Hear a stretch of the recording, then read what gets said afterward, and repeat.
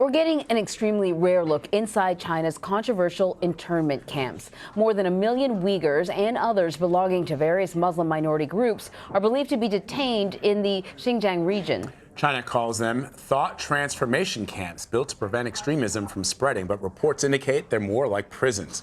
BBC News correspondent John Sudworth got exclusive access to one camp. China used to deny it was holding hundreds of thousands of Muslims in giant secure facilities like this one. But now we're being given a tour. The message: these people are not prisoners, but students, willingly subjecting themselves to a kind of brainwashing. Is it your choice to be here? Yes, I was affected by extremism. I've come here to transform my thoughts. Government officials watch over every interview. This is how Xinjiang's Muslims, the Uyghurs, the Kazakhs and other minorities have their thoughts transformed. Rote learning Chinese and laws restricting religious practice, and replacing loyalty to faith or culture with something else. I love the Communist Party of China, this man has written. It doesn't a place where people have to stay until you allow them to leave sound more like a prison, even if it's a prison in which you can do some art? I don't know what you mean by prison. This is indeed a training center. Over the past few years, a vast network of camps has been built across Xinjiang. But in the places we're being taken to, internal security fencing and what look like watchtowers have recently been taken down.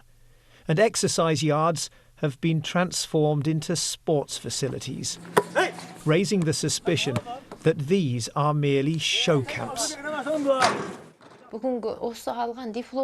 Rakima Senbei, who now lives in Kazakhstan, tells me she was detained just for having WhatsApp on her phone, experiencing violence and mistreatment over more than a year in a number of Chinese camps, including this one.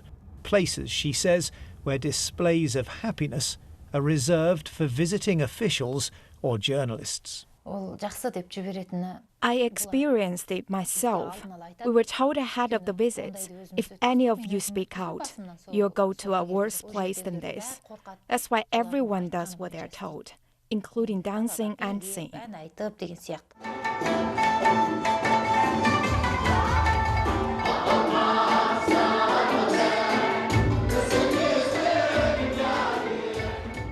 What, one wonders, might these people have been told by the officials ahead of our visit?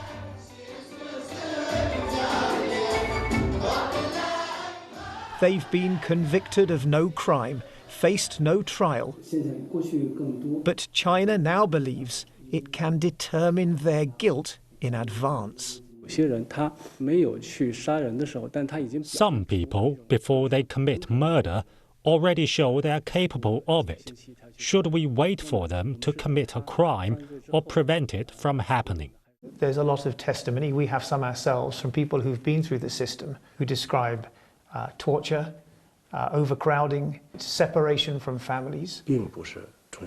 These aren't important issues. The main thing is taking a person on the edge of crime and returning them to normal society.